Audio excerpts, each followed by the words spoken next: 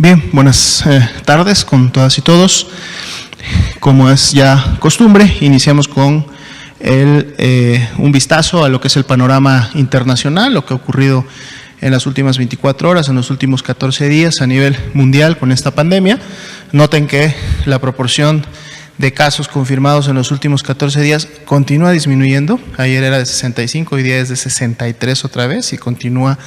disminuyendo esta proporción, mientras que la tasa de letalidad se mantiene todavía en este promedio global de 6.2 y vemos pues bueno, los casos acumulados día por día continúan aún incrementándose en lo que se refiere a su totalidad. En la siguiente diapositiva vemos un poco el comparativo entre la región de Europa y América, que son las dos regiones que en este momento están presentando las epidemias en forma activa. Ya decíamos que en los últimos días Europa, varios países europeos empiezan a evidenciar ya haber llegado a su acme y estar empezando ya con la tendencia descendente o con la parte descendente de la curva de casos. Eso ha hecho que se empiece a contraer la cantidad de casos en los últimos 14 días, mientras que la región de las Américas continúa incrementando. Ayer estábamos alrededor del 42%, hoy es 42.7%, o sea que nos vamos acercando al 43% de la totalidad de casos en los últimos 14 días. En la siguiente diapositiva actualizamos nuestro panorama para México, 4.661 casos confirmados al día de hoy. Vean cómo la cantidad de casos sospechosos también ha disminuido en función de que algunos han sido confirmados, pero otros también han sido negativos y por eso los negativos ahora son prácticamente cerca de los 22,000 casos que en su momento han salido. Lamentablemente también se incrementa un poco el número de las defunciones, 296, y ya son más de 36,500 las personas que han sido estudiadas en México en relación a la sospecha de la enfermedad. En la siguiente diapositiva solo vemos rápidamente, la volvemos a incluir para que ustedes puedan tener los datos duros, directos de la cantidad de casos que hay por cada uno de los estados, pero realmente en la siguiente diapositiva es la importante porque vemos estos números, pero en su momento los vamos a ver ahora alineados por lo que es la tasa de incidencia por 100,000 habitantes, que para México se ha mantenido alrededor del 3.6, está en 3.64, aún con los 4.661 casos, y bueno, dependiendo de la carga por estado, vemos cómo fluctúa entre un 14.91 y un 0.75, como lo es todavía para el estado de Chiapas. En la siguiente diapositiva integramos dos fuentes de información que serían importantes. En el lado derecho vemos la proporción de hombres y mujeres que han sido afectados en su momento por la enfermedad. 58% han sido hombres de los 4.661, y aquí podemos ver la distribución por edad, pero además, como recuerdan, también la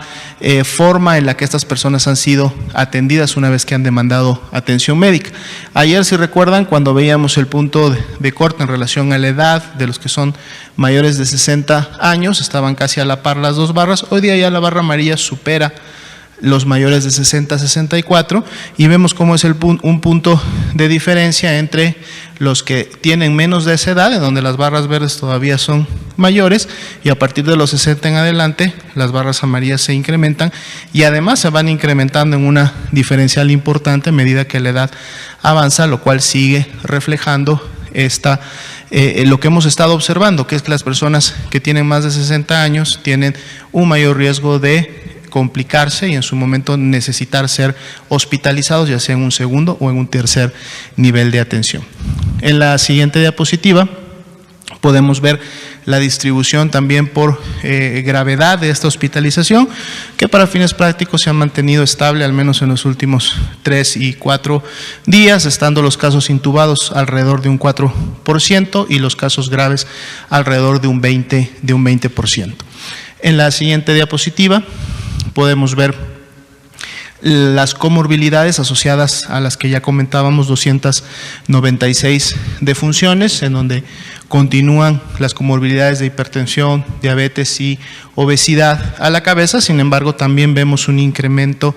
que empieza a producirse en las demás comorbilidades. Mencionamos tabaquismo, enfermedad pulmonar obstructiva crónica, la insuficiencia renal crónica, enfermedad cardiovascular, la inmunosupresión en varias de sus expresiones,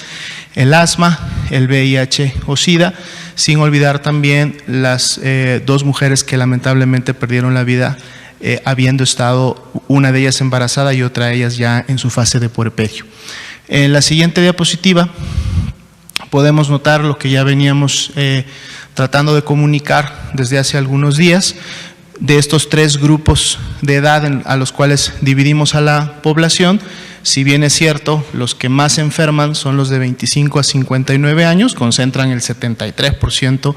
de la totalidad de casos que se han confirmado. Vean cómo la letalidad, que es del 14%, prácticamente 3 veces a la del grupo anterior, y es precisamente en los que tienen más de 60 años de edad, y lógicamente es más del doble de la que estamos observando a nivel nacional, ¿no? Entonces, por eso siempre es importante mencionar la protección que debe haber en estos grupos, tanto los que vimos en la tabla anterior como los que vemos ahora por la edad. La siguiente diapositiva, por favor. Vemos la distribución de esta letalidad, que para México es de 6.35 a nivel nacional, pero que se distribuye dependiendo de cuántas defunciones han habido en cada estado y cuántos casos confirmados han tenido en este estado, que puede ir desde una letalidad del 25 hasta una letalidad de 1.67. En la siguiente diapositiva vemos la tasa de mortalidad, esto es en la base de la población, no de los casos confirmados, sino del total de la población que hay en cada estado. Para todo México, 0.23, y en el caso de los estados fluye desde 1.10 hasta un 0.04, y lógicamente esto depende, como decíamos, de la cantidad de personas que viven en cada uno de estos estados. En la siguiente diapositiva podemos observar algo que habíamos estado comentando en la semana anterior y que vamos a estar presentando con mayor frecuencia y de diferentes maneras durante las siguientes semanas, que es precisamente el porcentaje de positividad que en este momento tiene COVID-19, pero además en esta gráfica la podemos ver contrastada ya con el porcentaje de positividad de influenza. Recordemos que influenza es otro de los virus de suma relevancia porque no solamente tiene un potencial epidémico, sino también causa enfermedad grave y también causa letalidad. Y como podemos ver, prácticamente desde la semana 11 ya se produce un cambio en este porcentaje de positividad, es decir, es mayor el de COVID-19 que el de influenza. Antes de esa semana era diferente, influenza todavía tenía un predominio de circulación, pero a partir de la semana 11 ya COVID lo realiza. Ahora, aún así, vemos cómo el porcentaje de positividad de COVID, y lo veíamos también la semana pasada,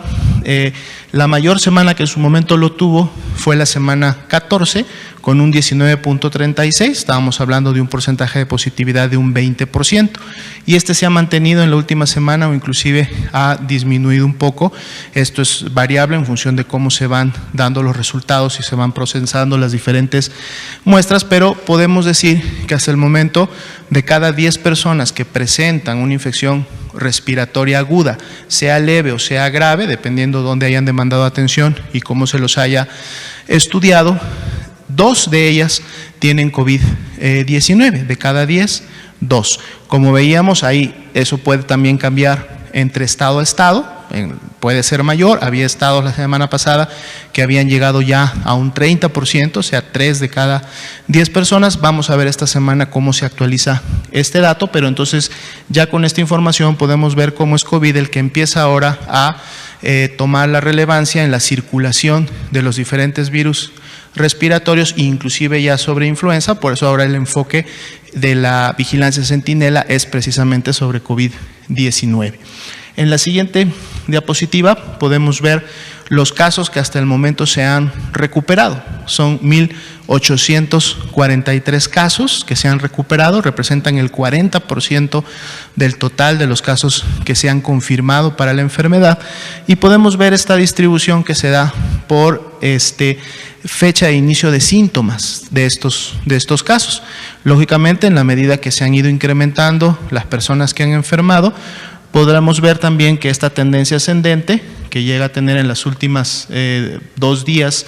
medibles prácticamente picos de 160 personas, que felizmente se han recuperado y ya se encuentran en este momento inmunes ahora ante la enfermedad y pueden entonces pasar a formar parte de lo que en el tiempo esperamos sea esta inmunidad que llamamos de rebaño, que puede empezar a proteger cada vez más y más a diferentes grupos poblacionales.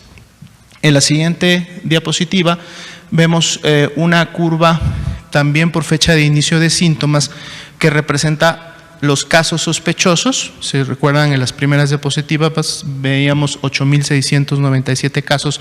que aún son sospechosos, es decir, que está pendiente saber si es positivo o negativo su resultado. Y pues bueno, podemos ver cómo la tendencia de cómo se han ido identificando estos casos ha tenido esta presentación ascendente, como lo habíamos visto también en los casos